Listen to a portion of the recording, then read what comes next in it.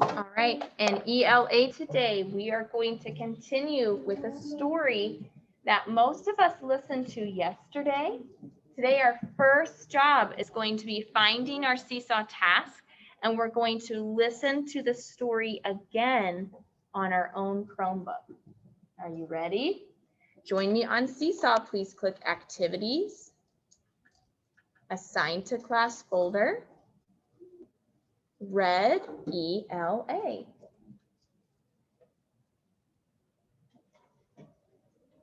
Our task today is called Tomas and the Library Lady Character Traits.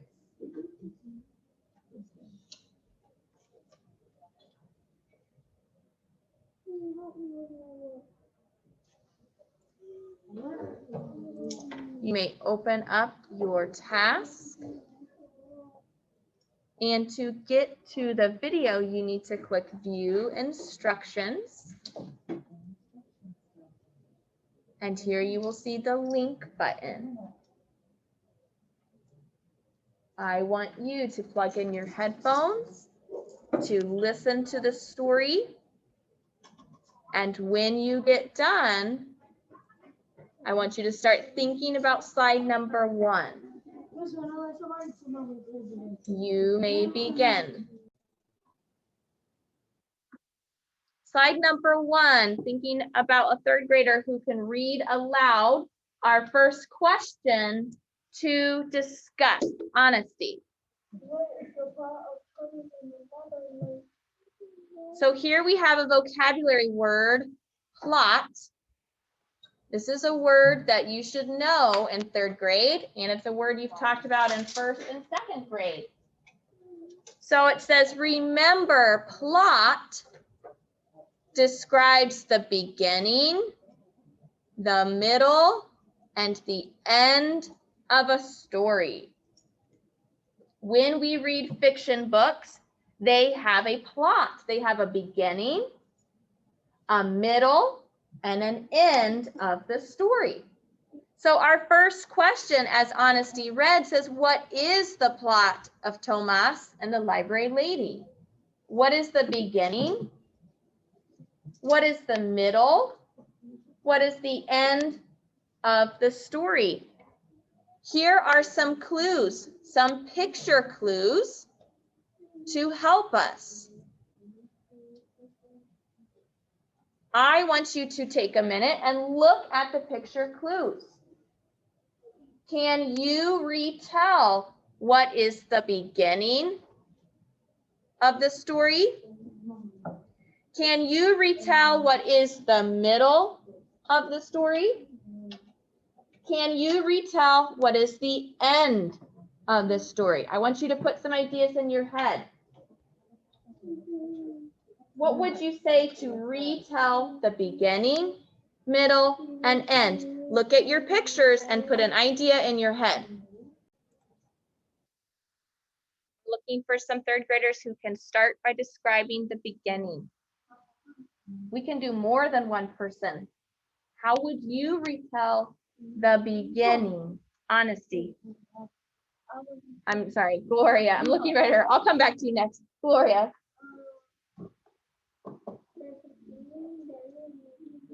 Loud voice, everyone can hear.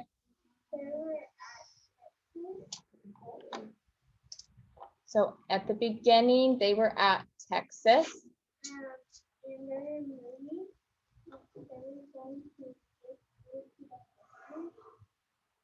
Okay, so she's setting up at the beginning. The family was doing blank. Honestly, how would you describe the beginning? Same thing. Okay. Angela, how would you describe the beginning? How could you retell it? I would, he was very tired and he wanted to go to sleep. Okay, so at the beginning, who's he? A lot of us said he, Gloria said the family, but who's our character? Thomas, right? Or in Spanish, you might say Tomas. Yeah, so at the beginning, Tomas was going to Texas, right? And he felt sleepy. That would be a fine beginning. Let's move on to the middle. There were some other friends who wanted to share that I didn't get to call on yet. Using words like in the middle of the story or then. Use those words to describe. Katie. Then in the middle, his Papa Grande was telling him the stories. Then Papa Grande said, "You're old enough, Thomas, to go to the library by yourself." Then he went to the library and he had a drink of water, and he read books like it was true. I heard so many details from the text that Kaylee put in her own words. I also noticed her saying, like in the middle of the story, I also noticed she introduced a new character. At the beginning, we talked about Tomas and his family. Then Kaylee said, Papa Grande said, that's an important part, right? Who has a different way to say it? Still focusing on the middle day.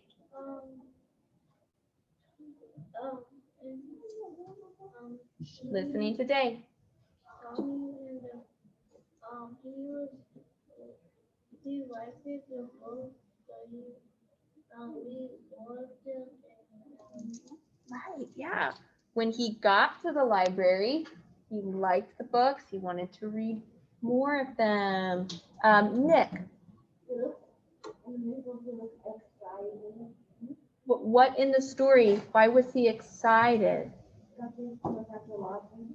And that was a good thing for him, right? So in the middle of the story, Tomas goes to the library and he feels excited. Right? Awesome. Gloria.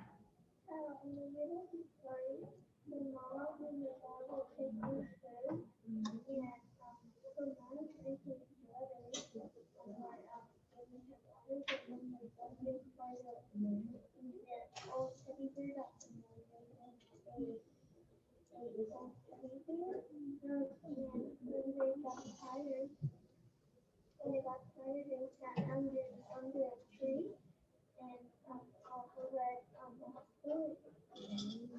And then when he was finished, he said, "I think he's going to be old enough to go to the library." And then he went to the library and sat him with a coat. And he then walked from the water house and he said, "I want to read books."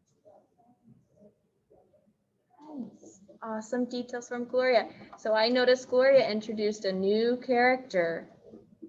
The library lady wasn't at the beginning.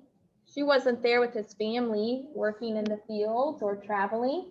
But when we get to the middle of the plot, there's a new character who starts to do important things. Our library lady is an important part of the plot. She's the one who says, "Come, let me show you some books." Imagine what the story would be like if we didn't have her in it. That would change the plot of the story a lot if she wasn't even in it. So it's important for us to introduce characters that are important to the plot. We mentioned Papa Grande. He kind of was the one who almost was pushing Tomas. It's your turn. You're old enough. Go learn. Go read. He's an important character. So is the library lady. She's the one who said, "Let me help you. Take a book home." Okay, let's move on to the end of the story. Again, looking for third graders who can use words like finally or at the end of the story. Think about our beginning, middle, end. What happens? How does our story wrap up? Stay. Okay, go ahead.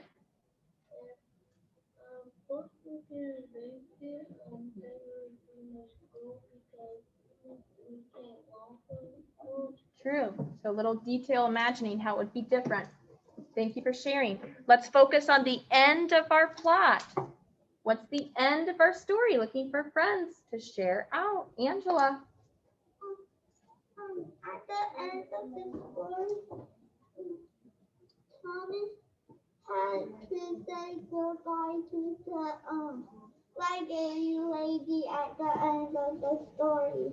Angela, that was a very good description of the plot. Thank you for mentioning our important characters and using our words. Gloria. Thomas had to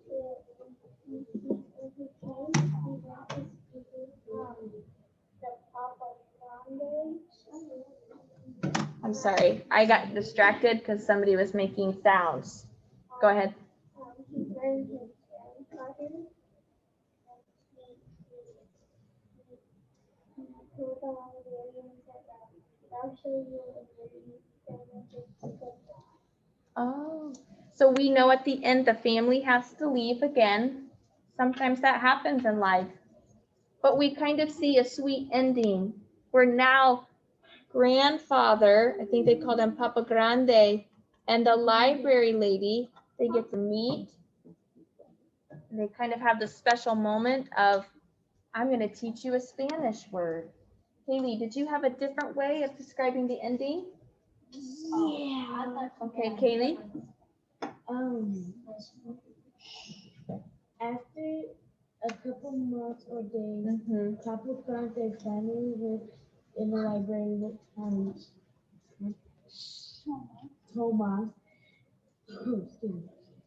And then Tomas said to the library lady, I'm going to teach you a new Spanish word.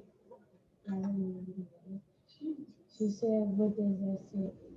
He said goodbye because he's going back to Oak. Yeah, thank you. You know, as I listen to some of our friends describe, I kind of feel like I'm listening to a story. With the words I'm hearing some people use, I feel like I'm listening to a story. When you retell a plot, it should sound like a story. I love that we had so many details from our text. Thank you. Reminder to use mindfulness to come back to focus. As our friends were sharing, I saw lots of friends looking at their screen. Again, that's not wrong, but if you're staring at your screen, it might be hard for you to listen to a classmate who's sharing. And I'm seeing friends either drawing or writing. I have been drawing or writing a little bit just to help the class focus, but there's nothing you need to draw or write on this slide. So this is your reminder to use mindfulness. When you start to feel distracted by your screen, come back to what we're doing together and focus. We spent a lot of time this year talking about focusing attention. We've got to get back to that. Okay, let's move on to slide number 2. Slide number 2 is a quick review on traits.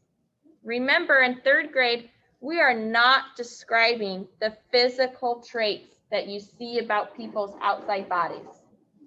We're doing inside traits. Here is a list of traits of describing words that you can use in your work today.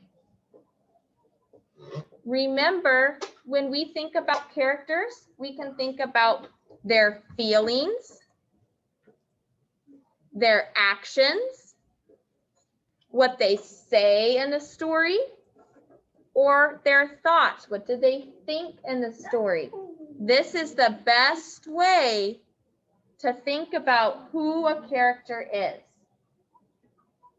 Not going to take questions right now. We need to keep moving. Join me on slide number 3, please. On slide number 3, you will see the fast. You will see feelings, actions, what they say, and their thoughts, what they think. Today, you are going to support a statement with evidence from our story. We're going to start with this one together. it says our character is the library lady, and the statement says the library lady is generous. Generous is a character trait. Somebody thinks the library lady is generous.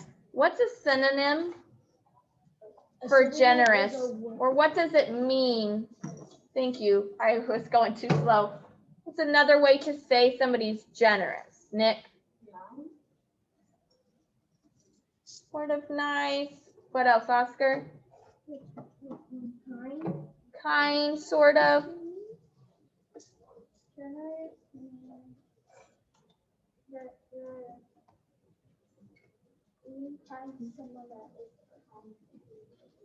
So we're getting close. We've got nice, kind, showing kindness. Generous can also mean you sort of helpful. That's a good synonym. Kaylee? Sort of thankful. Not quite thankful. It's more about you do things for other people. So you talked about showing kindness. Giving too. Caring. I was thinking of the word giving because you might think about people who give away their things as being generous. So that is being kind, that is being nice, that's showing kindness. Gloria. Loving.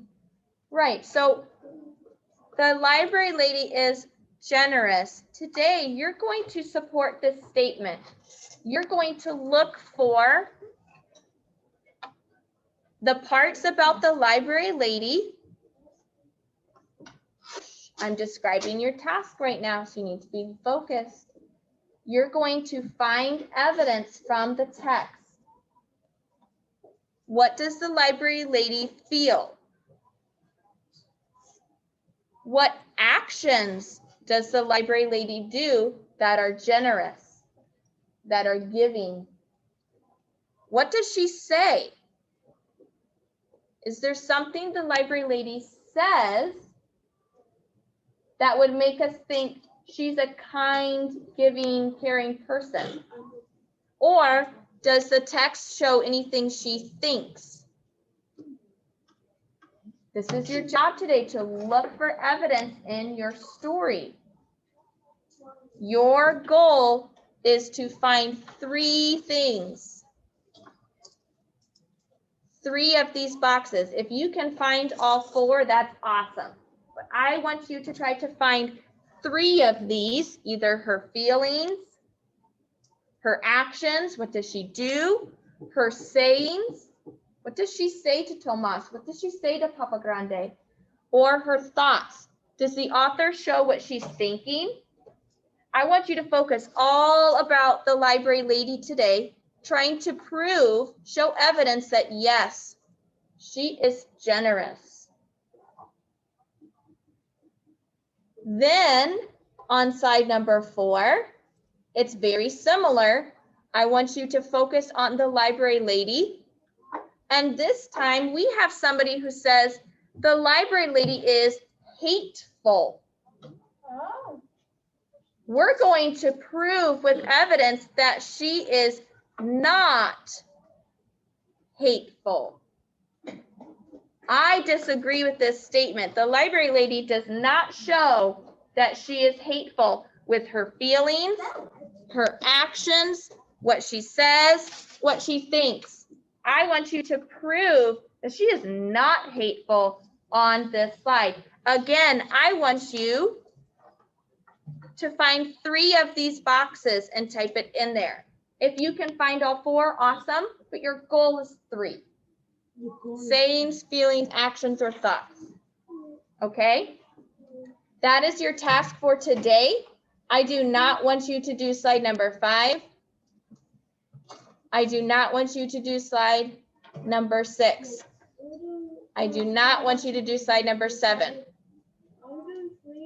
Your job today, your independent work today is slides 3 and slide 4. We're just going to focus on the library lady. You're going to prove that she is generous. Then you're going to prove that she is not hateful when we look at text evidence. questions? Oscar, you can do that during your work time. Thank you so much for bringing that to my attention. Gloria? Yes. Okay, I'm going to end our Zoom. It's now your work time. Friends on Zoom, you only need to do slides 3 and 4 today, and then you can stop. That's all we have time for today. I will be on at 10:30 for math. I will see you at 10:30 for math. Good luck on slides 3 and 4.